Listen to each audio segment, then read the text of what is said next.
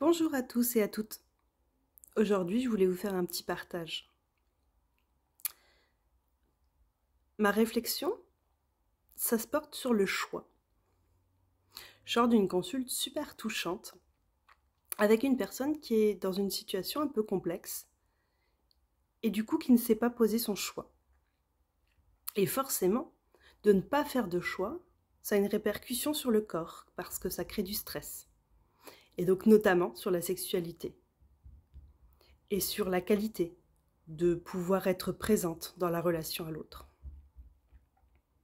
Cette personne, du coup, a des troubles au niveau sexuel, et c'est pour ça au départ qu'elle vient me voir. Puis finalement, de fil en aiguille, on se rend compte que les répercussions sexuelles sont juste liées à son non-choix, à cette situation dans laquelle elle s'est empêtrée au fur et à mesure du temps. Choisir, c'est forcément renoncer à une chose pour en accueillir une autre. Être dans le non-choix provoque des blocages qui au début sont ok, on s'en accommode, puis progressivement deviennent de plus en plus lourds, deviennent de plus en plus contraignants. Et à la fin, on se retrouve dans ce non-choix, sans savoir comment avancer, en se sentant piégé, en se sentant responsable et coupable.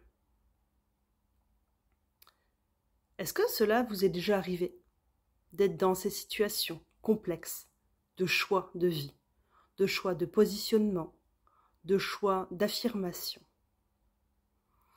Quels ont été pour vous les outils importants pour faire ces choix? Certains me parlent de faire un tableau des pour et des contre. D'autres me disent que ça suffit pas et que c'est pas assez concret. D'autres encore me disent que effectivement de faire le choix dès le départ, ça leur permet d'éviter de laisser la situation s'installer.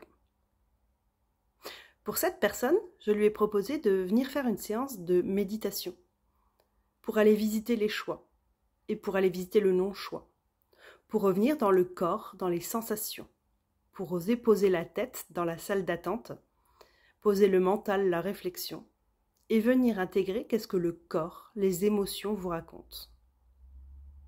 On verra si cette proposition sera accueillie, si cette proposition sera testée ou pas.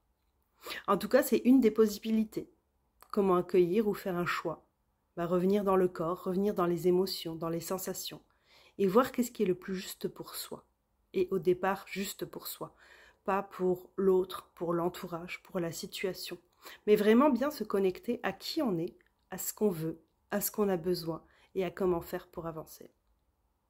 Si ça vous parle, n'hésitez pas à me laisser un commentaire. Si ça vous intéresse, n'hésitez pas à laisser aussi une marque de reconnaissance de ce que je viens de dire, de ce que je viens de faire. Et bien sûr, si vous avez des questions, n'hésitez pas à les partager.